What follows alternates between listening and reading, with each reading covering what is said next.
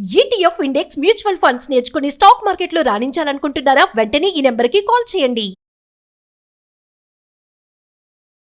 Suman TV ప్రేక్షకులకు నమస్కారం. ప్రస్తుతం మనతో పాటు ఉన్నారు ఆధ్యాత్మికవేత్త, జ్యోతిష్య శాస్త్ర పండితురాలు మరియు సైకాలజిస్ట్ హరి రఘుప్రియ గారు మనతో పాటు ఉన్నారు. ఒక మంచి విషయం అండి, గుడ్ కంటెంట్ ఈ రోజు డిస్కస్ చేయబోతున్నారు. మాట్లాడదాం. మ్యామ్ నమస్తే. నమస్తే నాన్న. ఎస్ మేడం, ఆడవారికి చాలా ప్రీషియస్ ఏంటి మేడం? బంగారం. ఎస్, బంగారం గురించి అడగబోతున్నాను మేడం.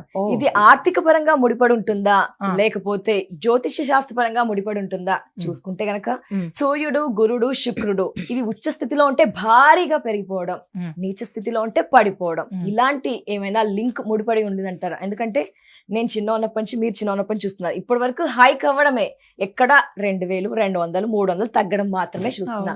ఇదంతా ఇంపాక్ట్ దేని ద్వారా జరుగుతుంది? మేము కొనాలి అనుకుంటే సామాన్య, మధ్య తరగతి, రిచ్ పర్సన్స్ ఎప్పుడు కొనుక్కోవచ్చు. దీనికి ఆ లక్ష్మీదేవికి ఏంటి సంబంధం? నమస్తే. ఓం శ్రీ మాత్రే నమః. శ్రీ మహాలక్ష్మీదేవి అయి నమః. అయితే మనం బంగారం గురించి మాట్లాడుకుంటున్నాం కదా. చాలా మంది అనుకుంటుంటారు బంగారం రేట్లు పెరిగిపోతున్నాయని అనేవాళ్ళు అంటున్నారు, కొనేవాళ్ళు కొంటున్నారు.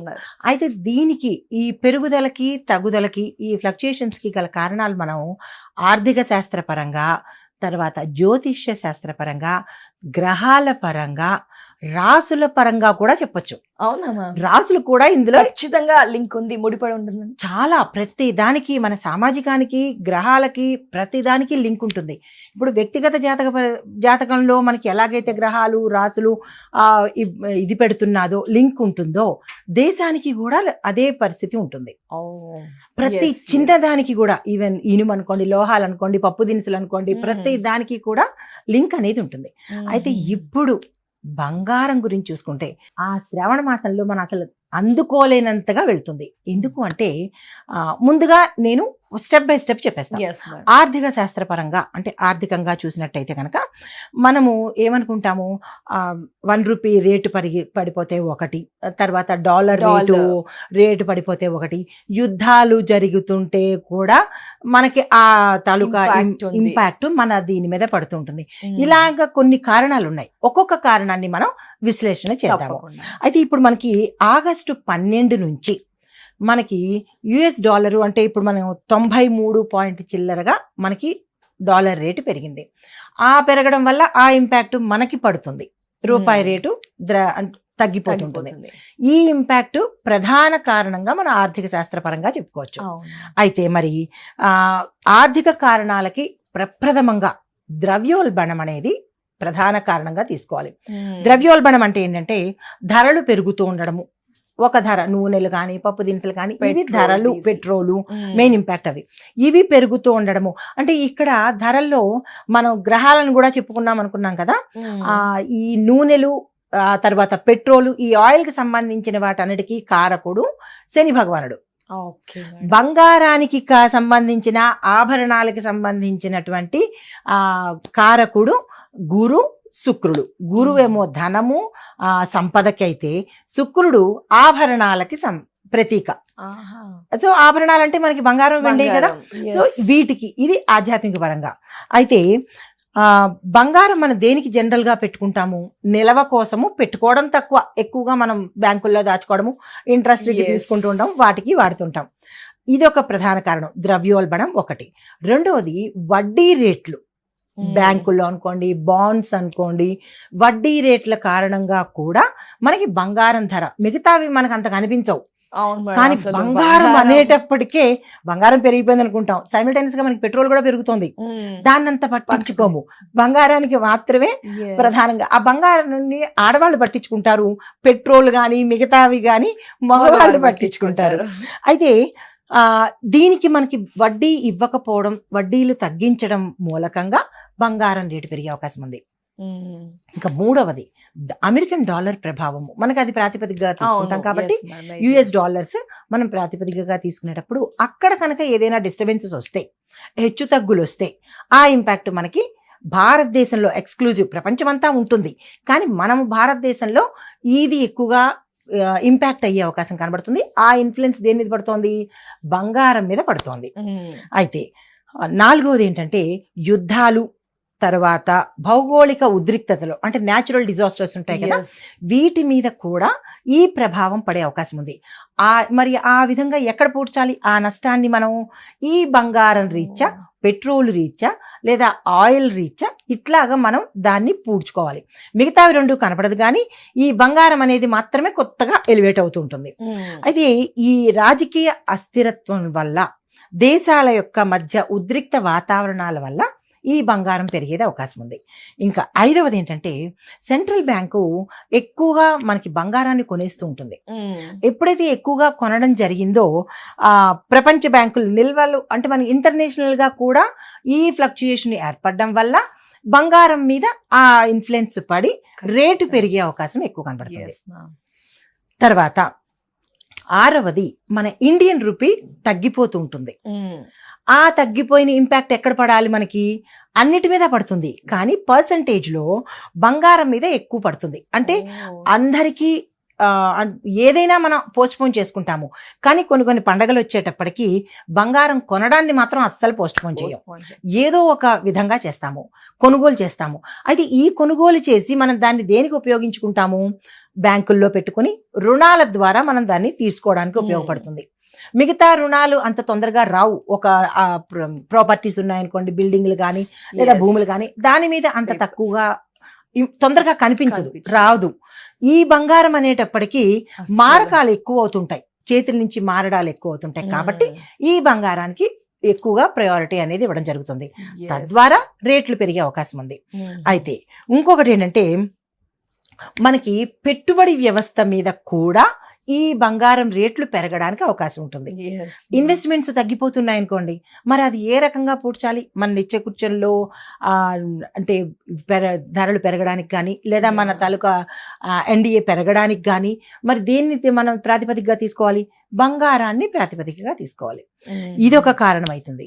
ఇక మరి ఇవి శాస్త్రపరంగా అంటే ఆర్థిక శాస్త్రపరంగా. మరి ఇంకా రాసుల పరంగా, గ్రహాల పరంగా వెళ్ళినట్టయితే మనకి జ్యోతిష్య ప్రకారంగా, ముండైన్ జ్యోతిష్య శాస్త్ర ప్రకారంగా ప్రత్యేకంగా ఇది ఈ ఫ్లక్చుయేషన్స్ కోసమే ఈ జ్యోతిష్యాన్ని మనం ప్రాతిపదికగా తీసుకుంటాం. అది చెప్తాను. అంటే ఈ జ్యోతిష్య శాస్త్రంలో సూర్యుడు బంగారానికి ప్రతీక. బంగారానికి, రాజయోగానికి, నాయకత్వ లక్షణాలకి, తరువాత రాజయోగానికి ప్రతీక.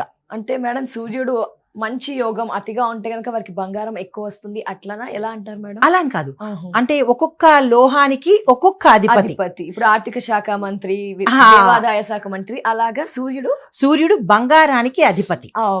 ఇచ్చేది మళ్ళా గురుడు, సంపదను ఇచ్చేది గురుడు, కానీ అధిపతి మాత్రం సూర్యుడు. సూర్యుడు అధిపతి, గురుడు. శుక్రుడు ఆభరణాలకి, వెండి కాని బంగారం కాని ఆభరణాలకి అధిపతి, సౌందర్యానికి అధిపతి శుక్రుడు. అంటే మిగతా కూడా ఉన్నది, దాంపత్యానికి అనుకోండి, వివాహానికి అనుకోండి, అది ఎక్స్టర్నల్. మనం మాట్లాడుకునేది గోల్డ్ గురించి కాబట్టి ప్రత్యేకంగా ఆభరణాలకి అధిపతి శుక్రుడు అన్నమాట. శని భగవానుడు మిగతా లోహాలకి, అంటే ఇనుము, ప్రత్యేకంగా ఇనుము, ఈ ఇనుముకి అధిపతి శని భగవానుడు. మళ్ళా దీంతో పాటు దీర్ఘకాలిక మార్కెట్లో ఒత్తిడులు, ప్రెషర్స్ ఎక్కువ ఉంటే కూడా అది ఇంపాక్ట్ బంగారం మీద పడే అవకాశం ఉంది. ఇనుమును అంతగా పట్టించుకోడు, బంగారం మీదే ఫోకస్ అన్నట్టు ఉంటుంది. అయితే ఈ రాహువు అంటే మనకి ఫ్లక్చుయేషన్స్ ఉన్నాయి కదా, పెరగడం తగ్గడం, పెరగడం తగ్గడము, దీనికి ఎవరు కారకుడు? రాహు కారకుడు. భయానికి, భయం ఏంటి? అరే బంగారం పెరుగుతోంది, తగ్గుతోంది అన్న భయం అనేది ప్రతి మనిషిలో ఉంటుంది. దీనికి కారకుడు ఎవరంటే రాహువు. అంటే ఇప్పుడు మీకు అర్థమైంది కదా. ఆర్థిక శాస్త్రంతో పాటు గ్రహాలు, రాశులు కూడా. ఇప్పుడు రాశులు ఏమిటనేది చూద్దాం. ఇప్పుడు మనకి శుక్రుడు వృశ్చికంలోను, తులాలోను సంచారం చేస్తుంటాడు కొంత సమయానికి.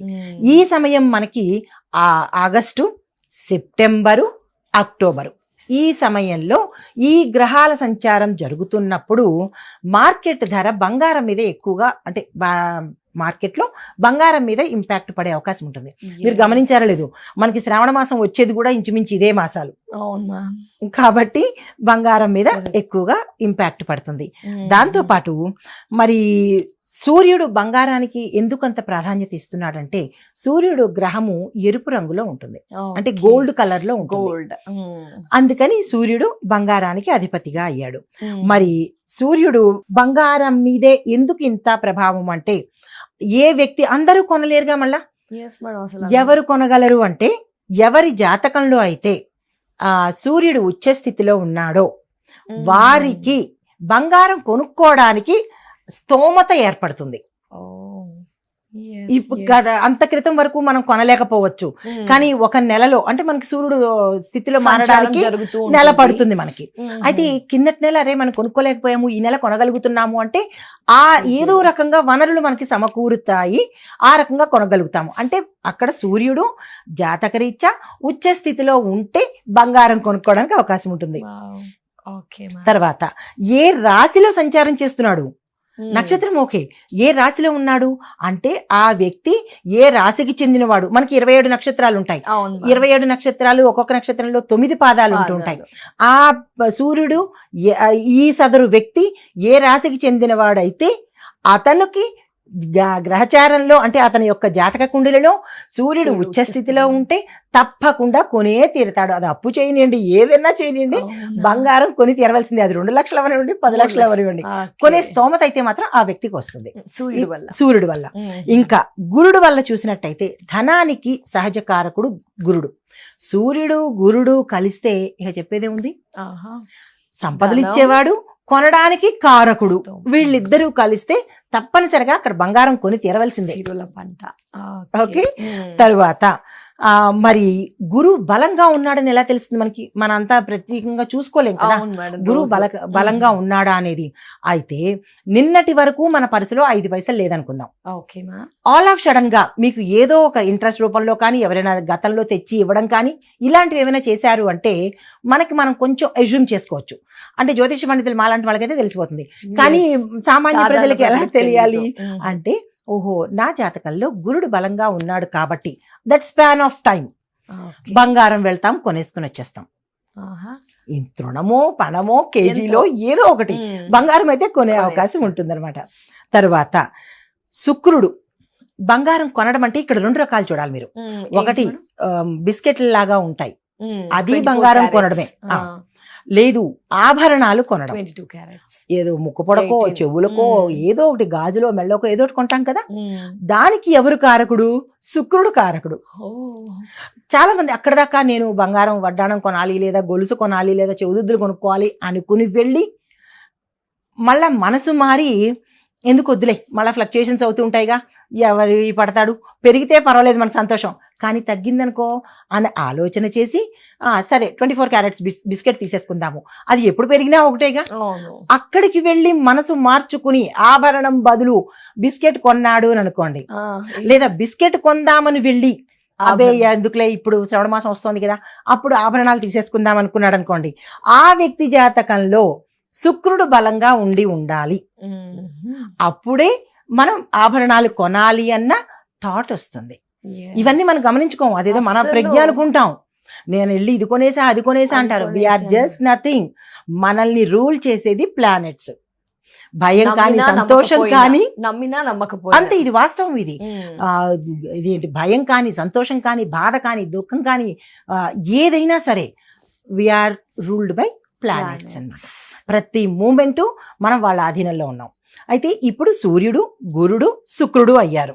తర్వాత ఇవి మనకి ఈ 4 గ్రహాలు ఆ వ్యక్తి జాతకంలో ఏదో ఒక స్థానం, అంటే మనకి 12 స్థానాలు ఉంటాయి, ఏదో ఒక స్థానంలో అంటే లాభస్థానంలో ఉంటే కనుక అది కూడా శుక్రుడు వృషభ తుల ఈ 2 రాసుల్లో సంచారం చేస్తూ ఉంటే తప్పనిసరిగా ఆ వ్యక్తి బంగారం కొనవలసిందే.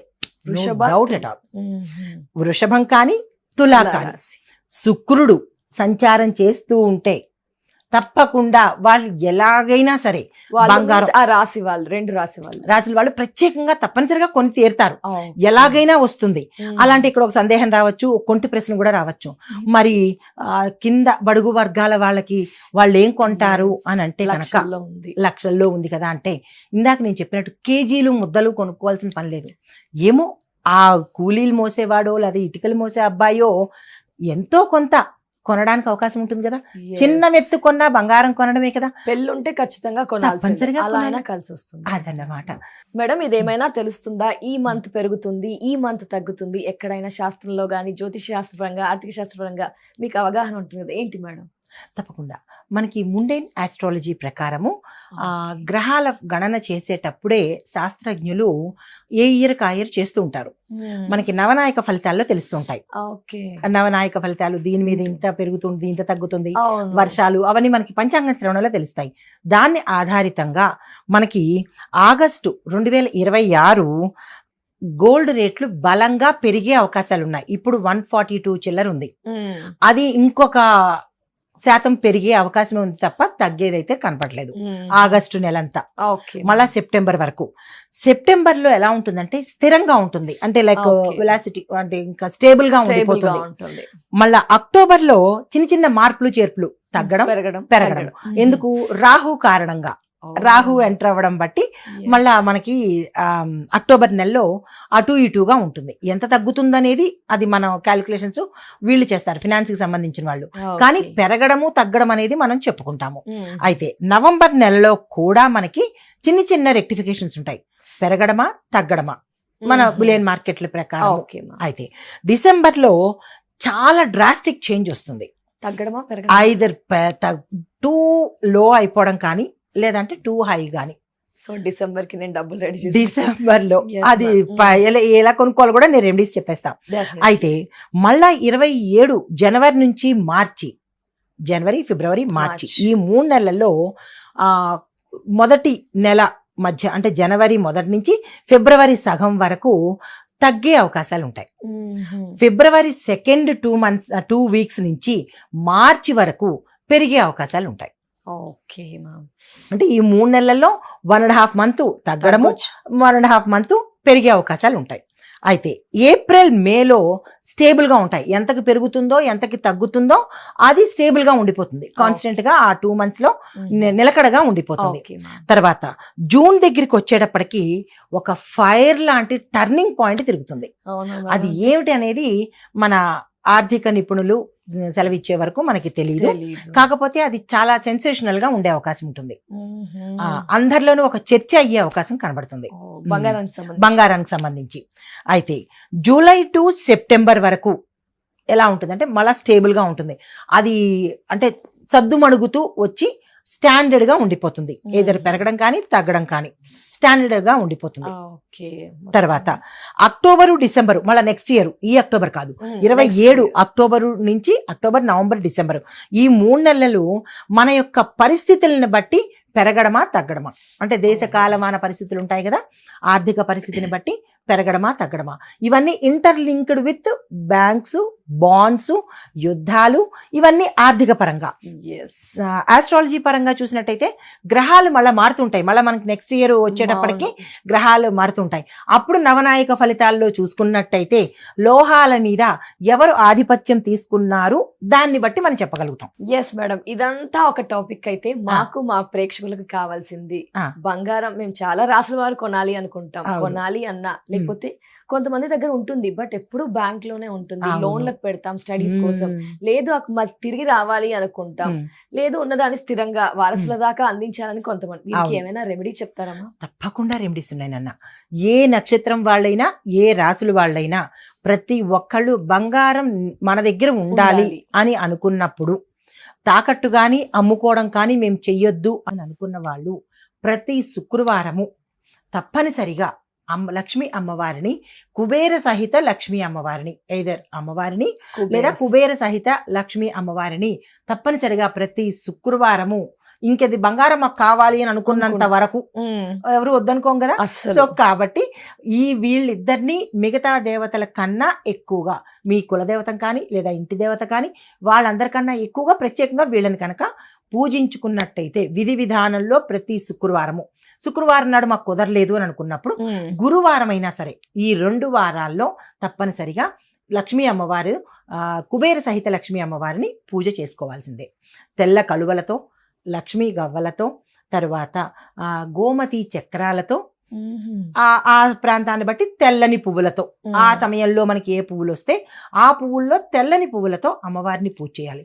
ఇక్కడ ఇంకొకటి, ఆ లక్ష్మీ అమ్మవారిని పూజ చేస్తున్నప్పుడు తెల్లని వస్త్రాలే మనం ధరించాలి. అంటే ఏదో ఒక అంచు ఉండాలి, పూర్తి తెలుపు కాదు, ఏదో ఒక చిన్న చారో జీరో ఏదో ఉన్న అంచు వస్త్రం ధరించి కనుక పూజ చేసుకున్నట్టయితే తప్పనిసరిగా లక్ష్మీ అమ్మవారు మన ఇంట్లోనే ఉంటుంది. ఎప్పటికీ ఉండాలి అనుకుంటాం కాబట్టి ఎప్పుడు పూజించాలి తప్పనిసరిగా. ఇన్ని వారాలు అలా వారాలు ప్రతి శుక్రవారం మనకి వారంలో ఎన్ని శుక్రవారాలు వస్తూ ఉంటాయో అన్ని శుక్రవారాలు పూజిస్తుండాలి. శుచి శుభ్రత పాటించుకోవాలి. శుక్రవారం రోజు అది గురువారం కానీ శుక్రవారం కానీ అంటే మాంసాహారము ఇట్లాంటి పనులు చేయొద్దు. మనకి లక్ష్మి కావాలనుకుంటే ఈ పరిహారాలు చేసుకున్నట్టయితే కనుక మంచి జరిగే అవకాశం ఉంది. దీనికి ఒక చిన్న మంత్రం కూడా ఇచ్చేస్తాను, అది కూడా మీరు చేసుకోండి ఖచ్చితంగా. ఓం శ్రీం హ్రీం క్లీం కమలే కమలాలయే నమః. చాలా సింపుల్ ఇది. ఎస్ మేడం, అందరూ చేసుకోవచ్చు. చదువు రాని వారు, మంత్రాలు తెలియని వారు చేసుకోవచ్చు. మననం చేసుకోవచ్చు. 11 సార్లు, 27 సార్లు, 54 సార్లు, 108 సార్లు మీకు ఏది అనుకూలత ఉంటుందో అది కనుక చేసుకున్నట్టయితే లక్ష్మీ అమ్మవారు శాశ్వతంగా మీ దగ్గరే ఉంటుంది. తప్పకుండా. చాలా ధన్యవాదాలమ్మా, అద్భుతమైన వివరణ, చాలా క్లుప్తంగా వివరించారు. ఈ సబ్జెక్ట్ కొంతవరకే తెలుసు, కొందరికే తెలుసు, బట్ అందరికీ తెలియచేసినందుకు నమస్కారం. నమస్తేనండి.